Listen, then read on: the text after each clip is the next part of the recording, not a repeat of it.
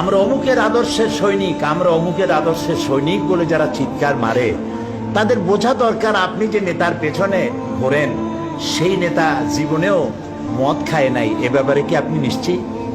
ওই নেতা জীবনেও মিথ্যা কথা বলে নাই, এ ব্যাপারে কি আপনি নিশ্চিত? ওই নেতা জীবনেও ওয়াদা খেলাপ করে নাই, এ ব্যাপারে কি আপনি নিশ্চিত? এই নেতা জীবনেও কোনোদিন পরনারী স্পর্শ করে নাই, এই ব্যাপারে কি আপনি নিশ্চিত? এর কোনো ব্যাপারে আপনি গ্যারান্টি দিতে পারেন না, অথচ তার জন্য জীবন দিতে পারেন। ফাইনা তাযাবুন, কোথায় চলছেন আপনি? এমন এক ব্যক্তিকে আল্লাহ নেতা বানিয়েছেন, নেতা করে দুনিয়া পাঠিয়েছেন, যিনি সর্বকালের সর্বযুগের আয়নার মতো পরিষ্কার চেহারা, যাকে দেখতে কোনো লাইটের দরকার হয় না, দিনেও দেখা যায় রাতেও দেখা যায়। দ্বীপ্রহরের সূর্য অন্ধ অবলোকন করতে পারে, সে চোখ দিয়ে দেখে না, কিন্তু অনুভব করে দ্বীপ্রহরের একটা সূর্য উঠেছে, যার তাপ এসে তাকে বলে দেয় এখন দুপুরের রোদ, চৈত্র মাসের দুপুরের রোদ। সুতরাং নবী করিম সাল্লাল্লাহু আলাইহি ওয়াসাল্লামের চরিত্র ছিল আকাশের সূর্যের মতো দীপ্তমান, গোটা বিশ্বের মানুষের কাছে উজ্জ্বল, যার জন্ম থেকে শুরু করে মৃত্যু পর্যন্ত এমন একটা দিক নাই, বিভাগ নাই যা সাহাবায়ে কেরাম সংরক্ষণ করেন নাই। জীবনের সবকিছু লিপিবদ্ধ হয়েছে। আপনি কোন নেতা পাবেন এমন বলেন, একজন নেতার নাম বলেন যার লেখাপড়া জন্ম, লেখাপড়া মৃত্যু, আর জীবনে রাজনৈতিক কয়েকটা বক্তৃতা, এছাড়া আপনি কি জানেন? আর বইতেই বা কি লেখা আছে? নবী করিম সাল্লাল্লাহু আলাইহি ওয়াসাল্লামের জীবনকে যারা সংরক্ষণ করেছেন, তার জীবনী যারা লিখেছেন, আসমাউর রিজাল, যারা তার জীবনী সংরক্ষণ করেছেন, কথা, কাজ এবং মৌন সম্মতি যারা সংরক্ষণ করেছেন, তাদের সংখ্যা হচ্ছে 1,00,000-এর উপরে। পৃথিবীর কোন মানুষের জীবনকে এইভাবে হাই পাওয়ারের মাইক্রোস্কোপ যন্ত্র দিয়ে কোন মানুষকে এভাবে দেখা হয় নাই যা দেখা হয়েছে রাসূলকে। শামাইলে তিরমিজি পড়েন, এটা বাংলা হয়ে গেছে, নামটা কি? শামাইলে তিরমিজি কিনে দেখেন, রাসূলের তুচ্ছ ঘটনাগুলিও সেখানে, তুচ্ছ কাজগুলিও, এগুলি তুচ্ছ বলছি যে গুরুত্বপূর্ণ নয়, এরকমের কেমনে দাঁত খেলাল করতেন, কেমনে হাসতেন, কেমনে বসতেন, কেমনে কাপড় পরতেন, কেমনে ঘুমাতেন, কিভাবে তিনি কথা বলতেন, কিভাবে দাঁড়াতেন, কিভাবে কোনটা কিভাবে কি করতেন, প্রত্যেকটি জিনিস লিপিবদ্ধ হয়েছে, একটি জিনিসও বাদ পড়ে নাই, সব লিপিবদ্ধ হয়েছে। পৃথিবীতে এরকম, এই রকমের কোন মানুষ, এরকম কোন নেতা পৃথিবীতে আর আসে নাই। মুহাম্মদ রাসূলুল্লাহ সাল্লাল্লাহু আলাইহি ওয়াসাল্লাম গোটা পৃথিবীর সর্বশ্রেষ্ঠ মহামানব, তার জীবনকে সংরক্ষণ করা হয়েছে পৃথিবীর মানুষকে এই পথে পরিচালিত করার জন্য।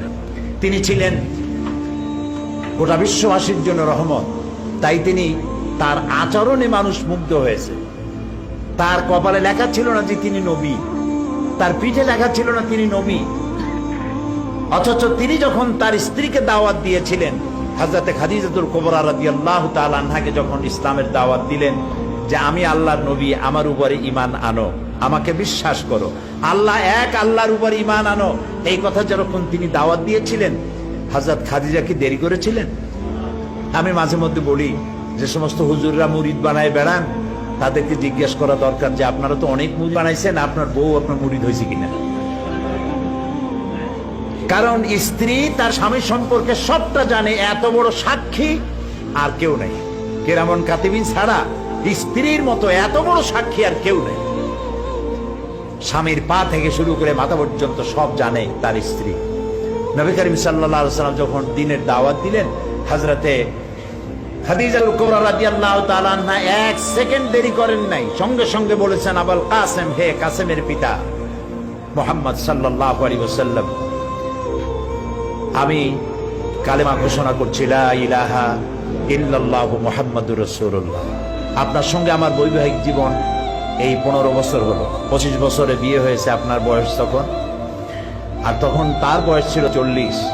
নবুয়ত পেলেন 40 বছর, মাঝখানে গেল কত বছর?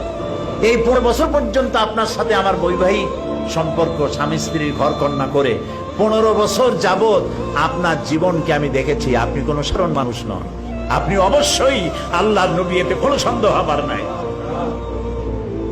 তো নবী করিম সাল্লাল্লাহু আলাইহি ওয়াসাল্লাম, আল্লাহ তাআলা বলেছেন, ফাবিমা রাহমাত মিনাল্লাহি লিনতা লাহুম ওয়ালাউ কুনতা ফাদ্দাল গালিজাল কলবি লানফাদ্দু মিন হাওলিক।